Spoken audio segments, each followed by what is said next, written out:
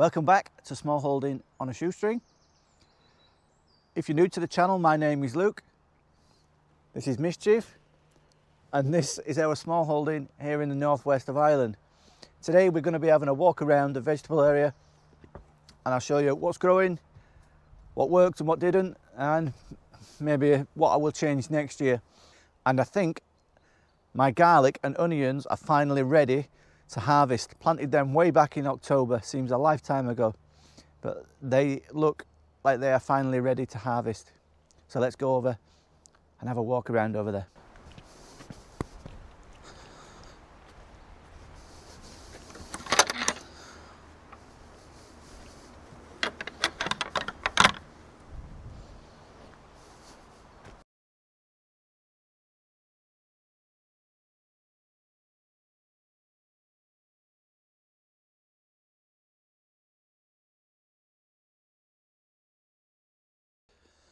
I found growing outside to be an absolute challenge, to say the least. The slugs have had a feast on my behalf. But what has been growing well are these beans. They're a dwarf variety, so I'm hoping they don't get much taller than this, so that I don't have to start putting frames and trellises around and stuff. But loads of flowers on these, so hopefully we'll get lots of beans off them. Something that has been very productive are these Swiss chard. They're a rainbow variety or bright lights variety. And both in the polytunnel and out here, they've grown okay, as long as I can keep the slugs off them enough. And these are just a cut and come again, so I've been eating a lot of these. And so much so that I have planted some more next to them a good few weeks later, so that I've got a continuation throughout the summer. I don't want to whinge on too much about slugs, but as a first-time gardener, it has absolutely shocked me how prolific slugs are, how damaging they are. Anything in the brassica family has just been absolutely annihilated. Onions grown outside. I grew some inside and outside, like with most things, because I'm experimenting. My very first year growing, I'm experimenting. Inside, I just weeks ahead. So I think next year I will probably just grow them inside. I don't know yet, but at the moment I am favouring growing the onions inside.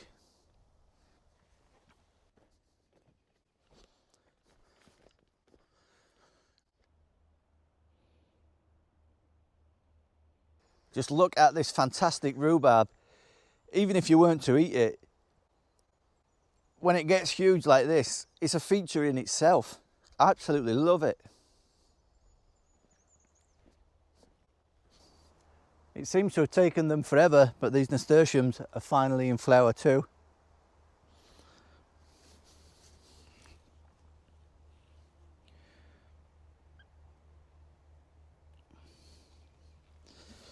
Aren't they beautiful? I'm not going to eat any of the flowers just yet. I'm going to wait till there's a load more first. Let the bees have a chance.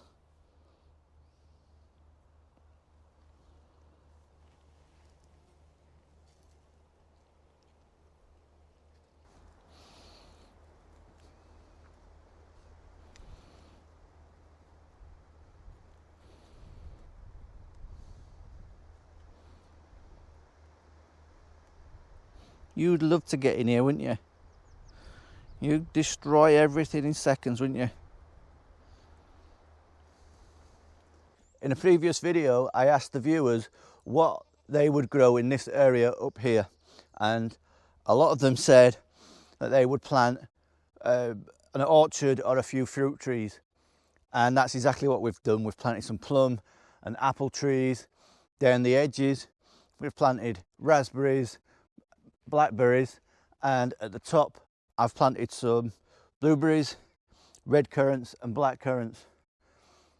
This area definitely needs a good weed. I need to get in and do some heavy weeding because it must just be full of bramble seeds, blackthorn, willow herb, because it's definitely trying to return back to being wild. And I can't have the goats in here. That's why I have goats, to eat all that stuff back. And everywhere else they're doing a great job, but for obvious reasons I can't have them in the growing area. So I need to get in here and do some weeding myself. This is a blackcurrant that we got. We got a couple of the trees, and the red currants and the black currants, I think. This is a blackcurrant. It had a slow start, but it's doing really well now. And there's actually one little blackcurrant on there.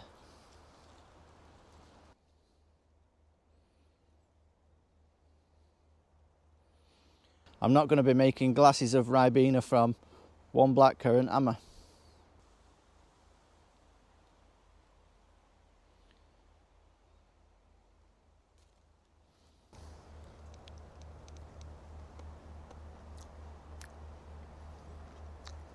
Bit of a face twister, that one.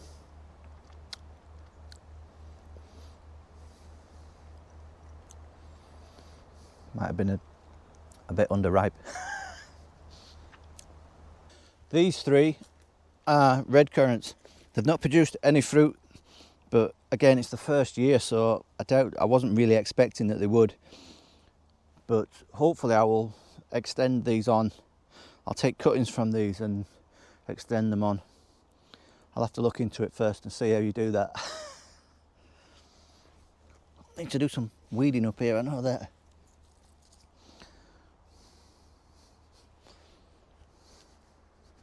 These potatoes in the sacks are indeterminate type, so I've piled them up and unrolled the bag a couple of times. Could probably have got away with doing it again because they've gone absolutely crazy.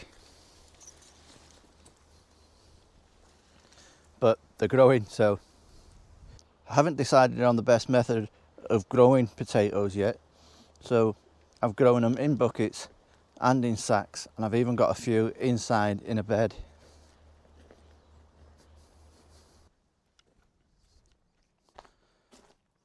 I didn't realise how productive peas actually are, and I am overrun with peas.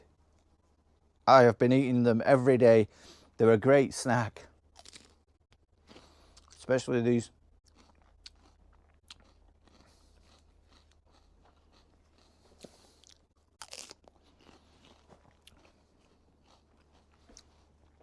Sorry, I'm just grazing on these peas.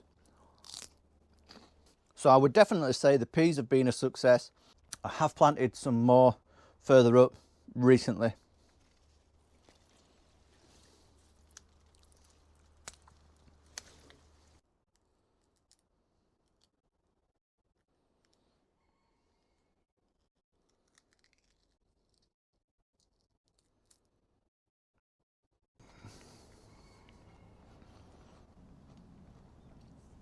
Eating those fresh peas, just amazing. So sweet, delicious. Highly recommend growing peas. I thought peas would be difficult to grow. I don't know why, because they haven't been. I will definitely be planting peas next year. The only difference is I will stagger them so that I get longer to eat them, because at the moment I'm going to have to harvest these and freeze them, which is fine, but I would prefer eating them fresh all throughout the summer. There's a couple of different varieties here. Next year I'll keep better records so that I know which ones you can eat the pods and which you can't. This perpetual spinach has been great to grow. I've been eating more spinach than Popeye. Certain things I've really enjoyed growing, one of them being this kale. I love eating kale, and it's just amazing. You cut off what you need and it just grows back. To say I've never grown anything before, I'm really pleased with how these onions have come on. And I think it's finally time to harvest them.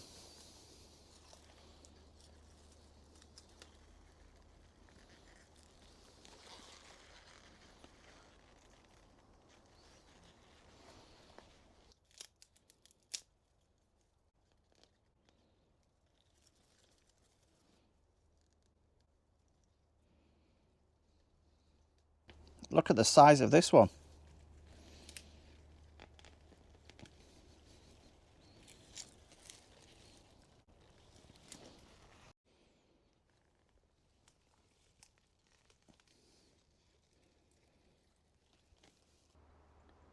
as they say in Kazakhstan, great success. One of the hardest things as a novice gardener has been to decide when you harvest something. I pulled this garlic out earlier and it looks ready to me, so I'm going to go ahead and pull those garlic as well. That's the final haul of garlic. Some of them are huge.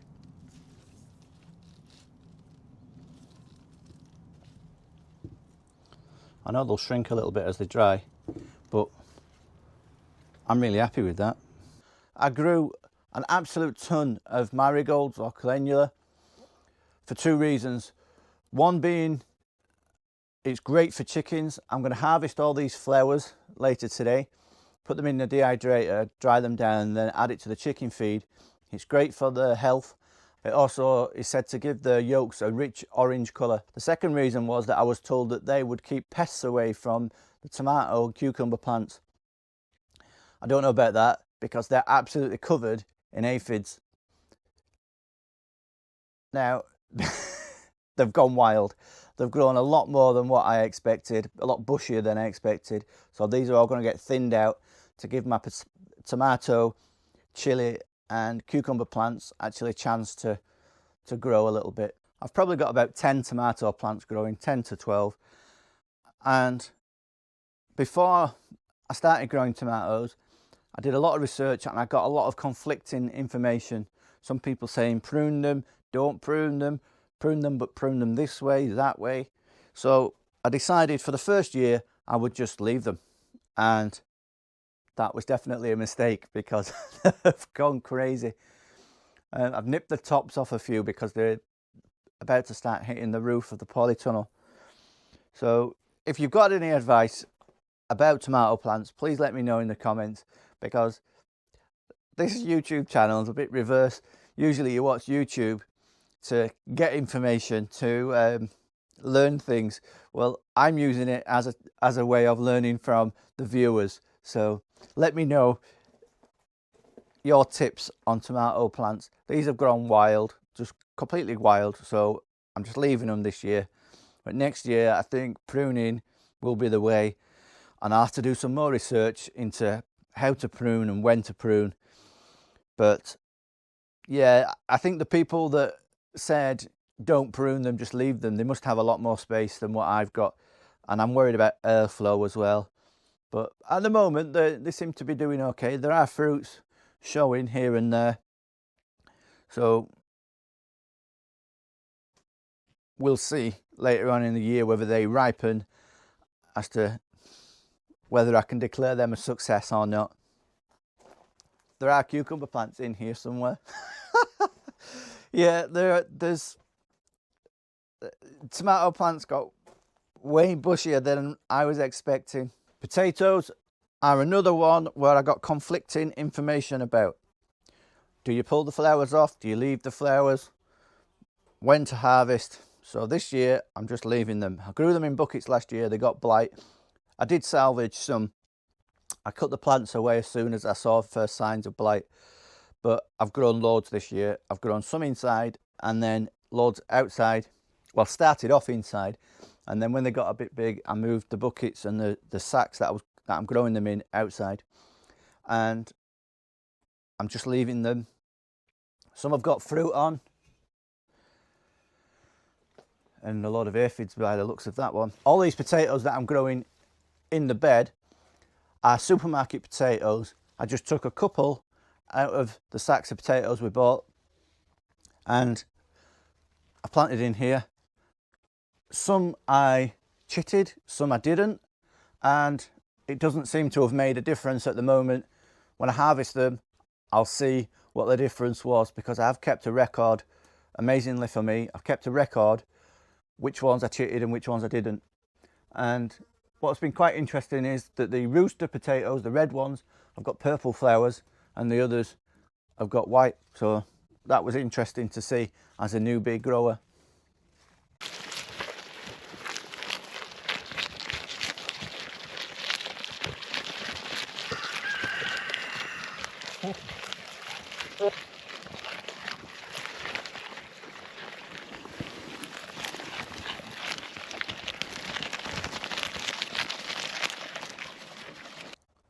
At the end of the season, I'll do a roundup video of the kitchen garden, how I feel it went, my very first growing season, what I'm going to grow through the winter, what I'm going to plant next spring, and what things I'm going to do completely different.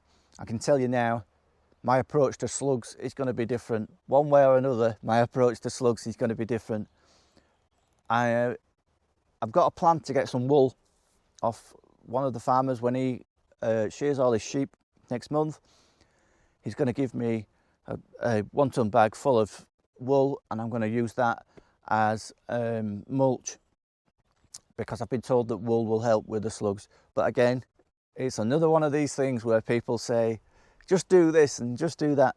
But I don't think it's simple. I think a multi-pronged approach is going to be the way forward with the slugs.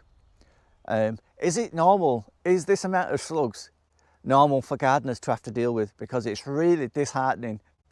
Let me know if it's just something I've got to get used to. So yeah, just a quick video there showing you what I've been up to in the growing area so far. Thank you all for watching, and I'll see you all again next time. As always, thank you to the subscribers and everybody for watching. Oh, and it's been great seeing people join the channel late and then spend a whole day watching from the beginning and commenting on the videos. That's great, because then I can see that they really are going through their videos and giving me a little bit of feedback. I love the feedback because I'm learning as I go along. It's all brand new to me. I'm not a professional full-time YouTuber. I just do these videos as and when I can. So yeah, keep the comments coming, keep watching, and I'll see you again next time. Bye for now.